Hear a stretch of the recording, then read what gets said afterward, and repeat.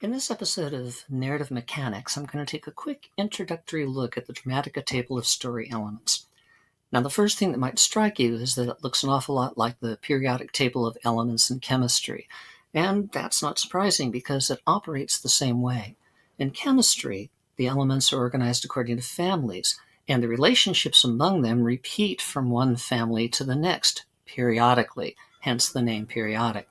Dramatica is also a periodic table, and here you see four families: universe, physics, psychology, and mind.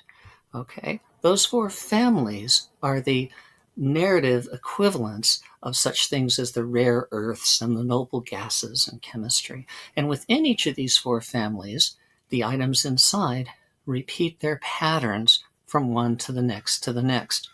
Now, there's an awful lot of material to cover here, but we're going to keep all of these episodes short in narrative mechanics because we don't want to overload you. And if you're interested, you can go into the description to find areas of further study or continue to go through the videos in the playlist to find just the information you're looking for.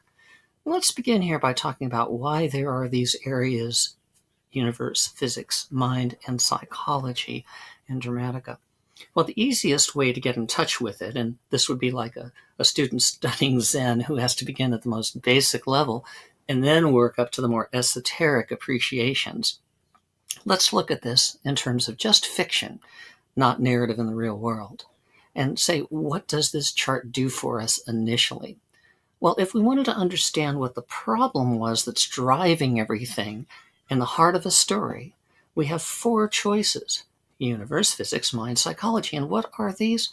Universe is the external situation, the fixed situation. This is the way things are, and that's what's causing the problem. Physics represents an external process. This process is going on, and that's what's causing the problem. Mind is about a fixed attitude, some sort of mindset, like a prejudice or a preconception that one won't let go of. And that fixed mindset is causing the problems in the story. And psychology is about a manner of thinking that is causing problems because of the process of consideration. Well, a situation would be like you're trapped in a boat that's capsized and is upside down in the middle of the ocean with nowhere to go. That is a situational problem. Or stuck in a cave, for example, after a rock slide. Physics would be a problem of having to get from one place to another. It could be a race, or it could be like African Queen, the classic movie with Humphrey Bogart and Katharine Hepburn, where they're trying to go down a river in order to be able to blow up a Nazi boat.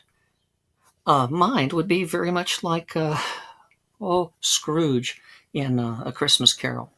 What's causing all the problems are his mindset, his attitude, his fixed mindset. Remember the word fixed. This is a fixed situation, a fixed mindset. And in psychology, that would be more like Hamlet, where he keeps overthinking the plumbing. He has many opportunities to exact his vengeance for the death of his father, and instead he says, well, I can't get him now while he's praying because then he might go to heaven. And then he figures out that he should fake insanity. He's got a bunch of things going on. They're all misguided thoughts. He could take action, which would be up here in physics, but he's a thinking man, and he's going to overthink the plumbing until it is his doom.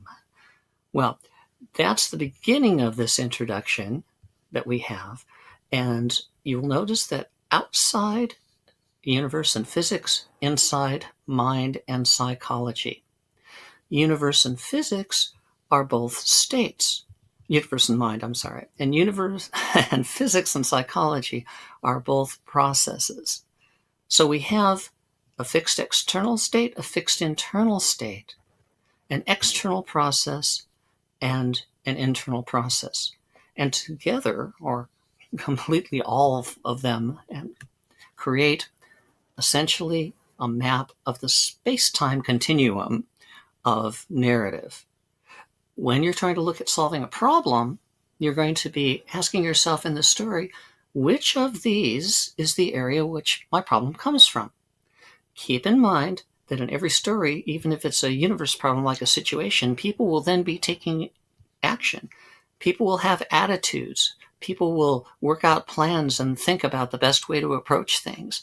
So it's like the place the pebble drops. It's where ground zero is, where the problem of the story initiates, and that is what you choose.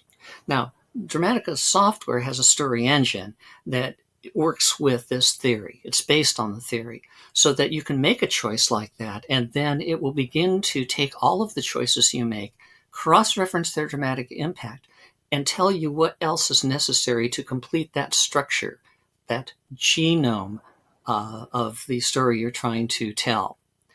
In a sense, it is a lot like sequencing a genome. You can use Dramatica's theory to analyze stories in the real world and sequence that genome and say, what were the choices that they made? What is the underlying structure? What is the chemistry of that story? Just like the chemistry of characters. But you can also use it to create by saying, I want to build this kind of narrative, this kind of creature, and therefore I am going to sequence my own genome for what I want to happen. It's a blueprint for making the structure and dynamics that drive a story. So, looking at this chart here, that's the first part we're going to talk about, is just that there are these 4 families and a little bit about how you might think about them in terms of where does the problem start when you're talking about the story you want to tell, or when you're analyzing a narrative that's fictional or in the real world. Which of these is the problem?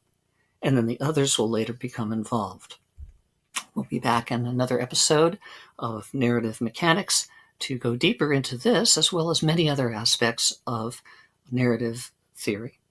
And you can go again to the description where you'll find all kinds of useful links to free things like the Dramatica Theory book, 300 pages that you can read online or download in PDF for free, plus hundreds of hours of other videos that have already been created that will help guide you through the massive world of narrative so that you can use it in your own narrative creation and analysis. Thanks very much. We'll look forward to you for the next episode of Narrative Mechanics.